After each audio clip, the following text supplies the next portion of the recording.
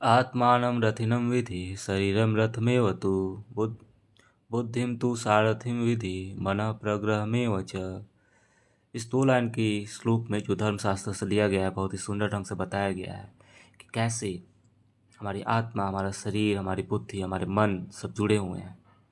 इसके लिए आप इस उदाहरण को आप समझ सकते हैं कि यहाँ पर एक घोड़े गाड़ी की उदाहरण दिया गया है जिसमें एक घोड़ा गाड़ी है और एक यात्री है और उस यात्री को, उस घोड़े गाड़ी को चलाने वाला सारथी है, ड्राइवर है और एक ये पगहा है जो सभी घोड़ों से जुड़ा हुआ है।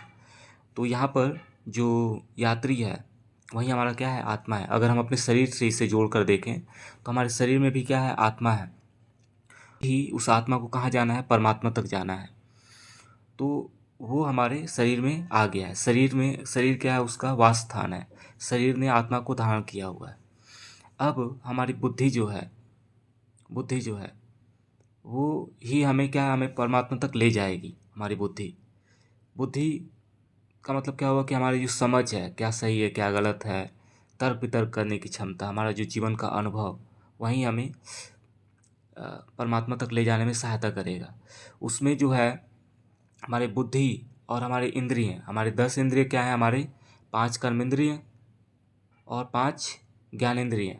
ये हमारे 10, यहाँ ये घोड़े गाड़ी के 10 घोड़ों को रिप्रेजेंट करता है हमारे हमारे इंद्रिय।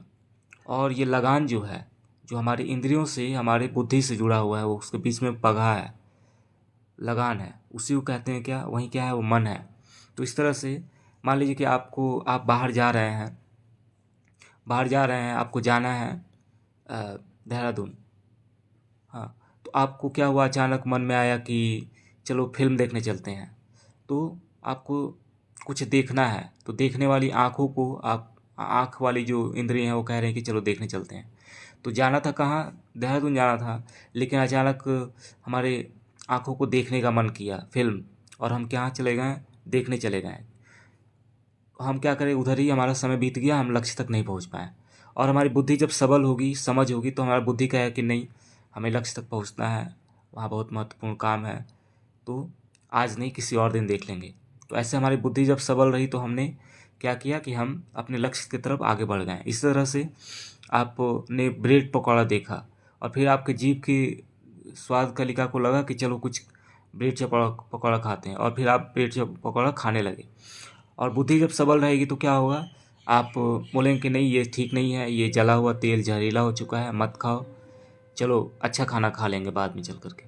तो इस तरह से हमारे जीवन में भी हमारे इंद्रियों पर जब कंट्रोल नहीं होता है, कर्मेंद्रियों पर कंट्रोल नहीं होता, तो क्या होता है कि हम गलत खाना खाते हैं, गलत चीज़ों को देखते हैं, गलत चीज़ें के लिए दिन भर भागते रहते हैं। हमारी बुद्धि जब सबल नहीं होती है, इस तरह से जो हमारे आत्मा का जो लक्ष्य था परमात्मा से मिलना, और उसी के लिए हमें शरीर मिला है, और हम इस शरीर को, समय बर्बाद हो जाता है, शरीर की जो ऊर्जा है वो ख़त्म हो जाती है, और फिर हम लक्ष्य तक कभी नहीं पहुंच पाते।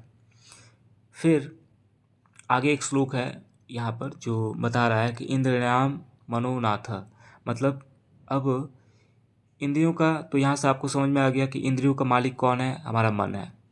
और आगे एक और श्लोक में कहा जा रहा है कि मनोनाथोस्तु मारुत, और मन का मालिक कौन है, मन का मालिक है हमारी वायु। मतलब प्राण वायु को कंट्रोल करके हम अपने मन को कंट्रोल कर सकते हैं। तो प्राण वायु हमारे शरीर में 10 हैं, प्राण अपान समान उदान व्यान नाग कुर्म कृक्र देवदत्त धंजय।